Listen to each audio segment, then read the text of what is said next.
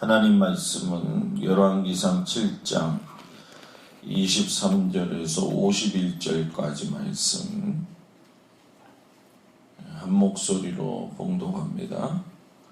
또 바다를 부어 만들었으니 그 직경이 10규빗이요 그 모양이 둥글며 그 높이는 5규빗이요 주위는 30규빗 줄을 두를 만하며 그 가장자리 아래에는 돌아가며 박이 있는데 매규빗에 10개씩 있어서 바다 주위에 돌렸으니 그 박은 바다를 부어 만들 때에 2줄로 부어 만들었으며 그 바다를 소 12마리가 바쳤으니 셋은 북쪽을 향하였고 셋은 서쪽을 향하였고 셋은 남쪽을 향하였고 셋은 동쪽을 향하였으며 바다를 그 위에 놓았고 소의 뒤는 다 안으로 두었으며 바다의 두께는 한 손 너비만 하고 그것에 가는 백합화의 양식으로 잔가와 같이 만들었으니 그 바다에는 2000밭을 담겠더라. 또 노스로 받침 수레 열을 만들었으니 매 받침 수레의 길이가 4규빗이요 너비가 4규빗이요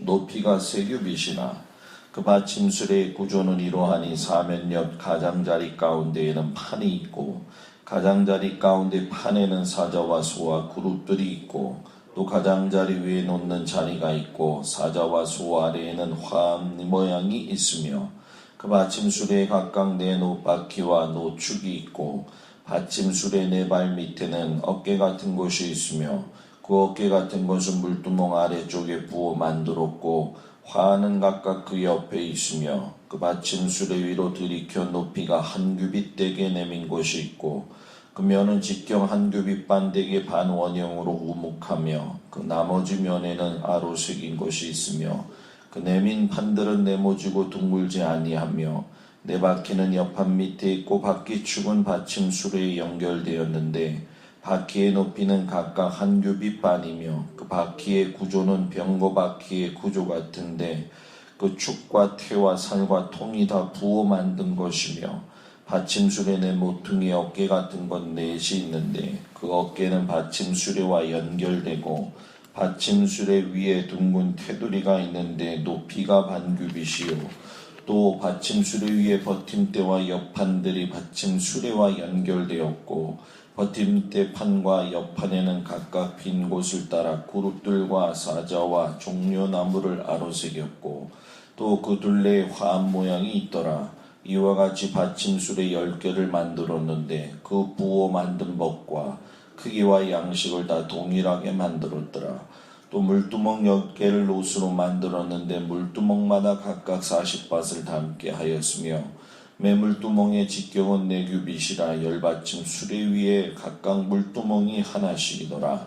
그 받침술에 5은 성전 오른쪽에 두었고 5은 성전 왼쪽에 두었고 성전 오른쪽 동남쪽에는 그 바다를 두었더라. 히람이 또 물두멍과 부삽과 대적들을 만들었더라.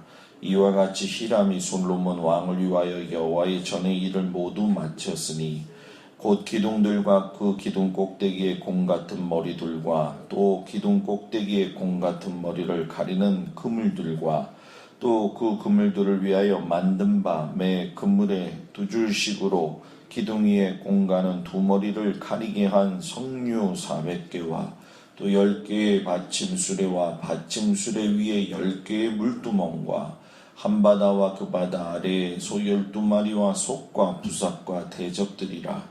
히람이 솔로몬 왕을 위하여 여호와의 성전에 이 모든 그릇을 빛난 노수로 만드니라. 왕이 요단 평지에서 숫꽃과 사르단 사이에 차진 흙에 그것들을 부어내었더라.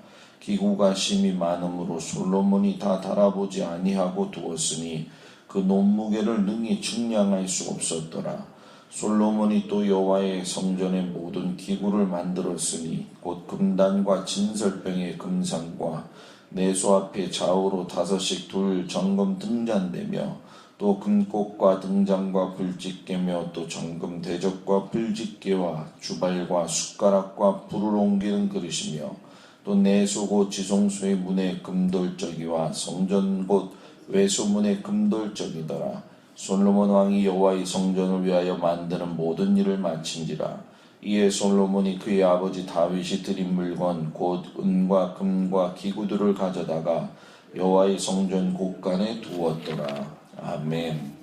하나님의 깊은 뜻을 보여주는 성전의 도구들이라는 제목으로 은혜를 나누겠습니다.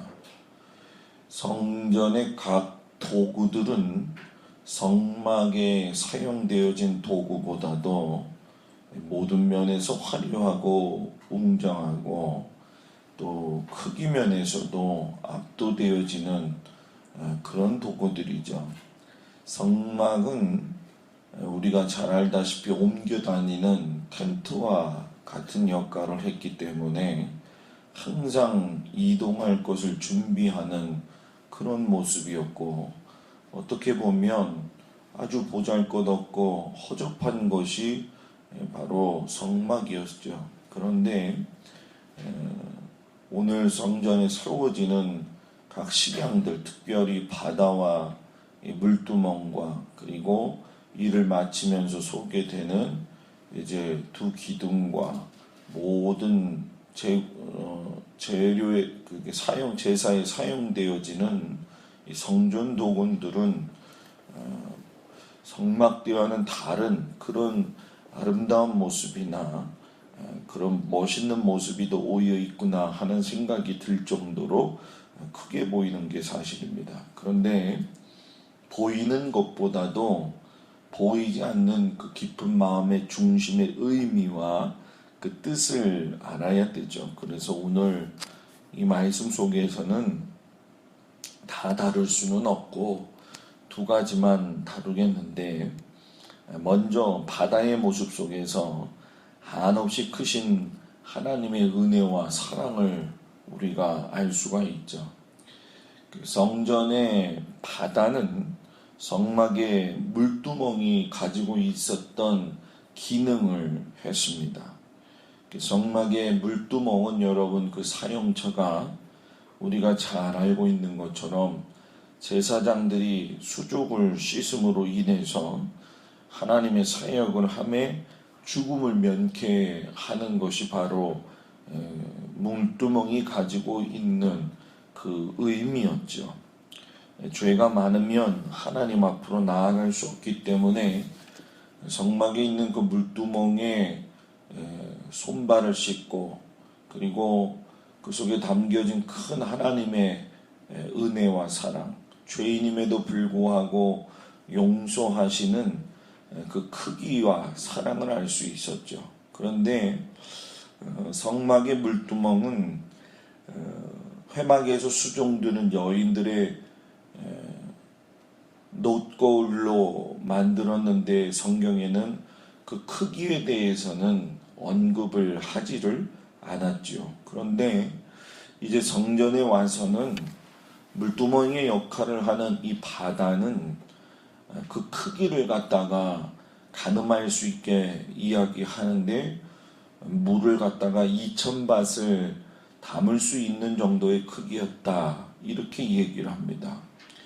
2000밭을 이야기를 하게 되면 1밭이 약 22리터니까 44,000리터 정도의 물을 담아놓은 거죠. 그러니까 어마어마한 물을 집어넣은 거죠.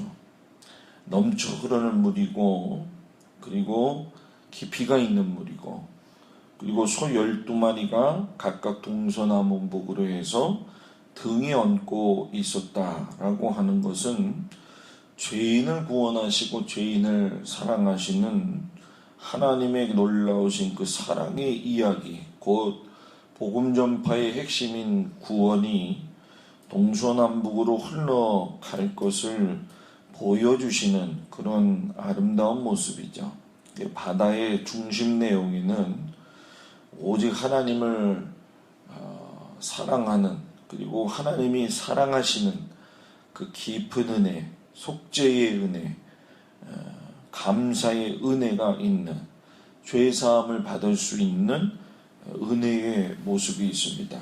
우리가 지금은 바다를 사용하지 아니하지만 교회가 바다로서 은혜가 있어야 되고, 넘쳐 흘러야 되고, 속죄함이 있어야 되고, 또 그것을 통해서 우리가 성도의 삶을 살아갈 적에 성도의 삶에도 남을 이해하고 남을 품을 수 있고 남을 갖다가 용서할 수 있고 상대편에 서서 생각할 수 있는 깊은 은혜, 그 바다와 같은 마음을 갖기를 주의 이름으로 축복합니다.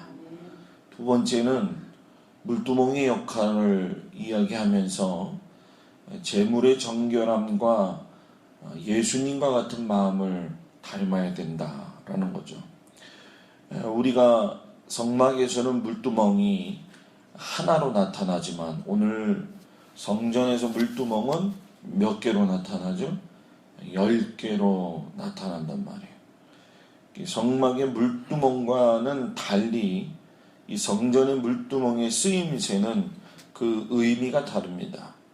성막에서 물두멍은 제사장들의 수족을 씻는 데 사용했지만 성전의 10개의 물두멍은 제물을 잡고 난 이후에 제물을 씻는 데 사용되어진 물이죠.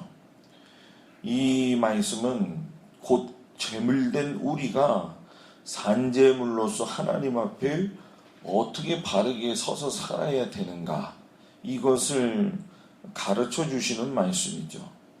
10개의 물두멍을 세웠다는 얘기, 10개의 물두멍을 세웠다는 얘기는 십계명 곧 율법, 하나님의 말씀을 이야기하는 거죠. 그렇기 때문에 산제물로서 하나님께 믿음의 삶을 감당하는 사람은 하나님의 말씀을 바르게 준행하고 사는 자에게 산제물이 되어질 수 있다라고 하는 의미를 가르쳐 주시고, 물의 양도 성막과는 다르게 하나당 40밭을 담았다라고 이야기를 합니다. 그러니까 2, 4, 8 하게 되면 한 900리터 정도의 물을 담았다는 얘기죠. 그러니까 이 40밭은 우리가 성경에서 얘기하는 것처럼 훈련수잖아요. 그러니까 훈련되어진 제물만 하나님 앞에 산제물이 될 수 있다, 이것을 이야기하시고, 그리고 여러 가지 그룹들이 나오죠. 사자, 소, 그룹의 모습, 화한, 백합의 모습, 이런 것은 다 예수님을 상징하는 이야기들입니다. 왜냐하면 사자 같은 경우도 창세기 49장 9절에 나와 있지만 유다 지파를 대표하는 것이 이 사자의 모양입니다. 그런데 예수님이 유다 지파로 오실 것을 말씀하시면서 사자가 숲속의 왕자인 것처럼, 왕인 것처럼 왕으로 오시는 예수님, 그리고 소는 섬김과 종의 모습으로서 애쓰고 수고하는 모습, 그리고 그룹은 신성의 예수 그리스도의 모습, 그리고 종려나무가 흔들려지는 것은 승리자나 왕이 들어올 때에 흔들어주는 거죠. 그러니까 물두멍 하나에도 그냥 만들어진 것이 아니라 하나님께서 그 식양대로 말씀을 하셔서 우리가 산제물 되게 하시고, 산제물로서 어떻게 준비되어져야 되고 예수님을 어떻게 닮아야 되는가. 그래서 여러분, 성전이 세워지면서 우리는 겉모습의 성전의 모양만을 보는 것이 중요한 게 아니라 예수님에게 바쳐지는 제물로서 성전인 곳 우리들의 모습과 교회가 하나님 앞에서 어떻게 서야 되는가, 이것을 깊이 가르쳐주는 아주 귀한 말씀입니다. 이 말씀을 마음판에 새기면서 내 마음속에 느껴야 될 것이 있다고 한다면, 하나님, 내가 주님 앞에 어떤 제물로서 지금 살아가고 있습니까? 내가 주님 앞에서 어떤 제물이 되기를 원하십니까? 이 제물된 자로서의 삶에 대해서 한번 깊이 생각해야 될 때가 되지 않았는가. 어저께 제가 보고 있는 그 유튜브 동영상에서 요즘 그런 얘기들이 많이 나오지만 실상 관심을 갖고 보지 않으면 보지 못하는 것들이 많이 있는데, 미국 교회계에서 각 교단에서 내노라 하고 할 수 있는 어떤 대표적인 사람들이 나와서 교회가 가지고 있는 가장 큰 현대의 어려움이 뭐냐? 결국은 사단들이 우리 성도들 마음 가운데, 이건 교단 초월입니다. 구원받은 인생이 얼마나 소중하고 그것이 어떻게 해서 하나님을 알아가야 되는가에 대해서 너무 모른다. 그러니까 성경 말씀을 들어도, 설교를 들어도 그냥 예배 참석하면은 구원받은 사람으로서 살아가고 있는 거 아니겠는가. 근데 그분들이 하나같이 이야기하는 게 뭐냐? 교회 안에도 아직 거듭나지 못한 그리스도인들의 삶이 너무나도 많다라고 이야기를 하더라고요. 이거 쉽게 얘기하면 사단이 성도들에게 거짓된 구원을 심어 주었다라는 거죠. 선한 목자교회 유기성 목사도 설교를 할 적에 그런 내용을 한번 다룬 적이 있어요. 한 번 구원받은 것으로 여러분들이 안전하다고 생각을 하십니까? 우리가 이 말씀들을 한번 깊이 새겨보면서 마치 따놓은 기차표가 있는 것처럼, 그러나 그 기차표를 내가 귀중하게 여기지 않으면 결국 분실할 수밖에 없다라고 하는 것을 한번 깊이 오늘 새겨보면서, 구원은 하나님의 나라에 들어가서 완성되어짐으로 이루어지는 것이다.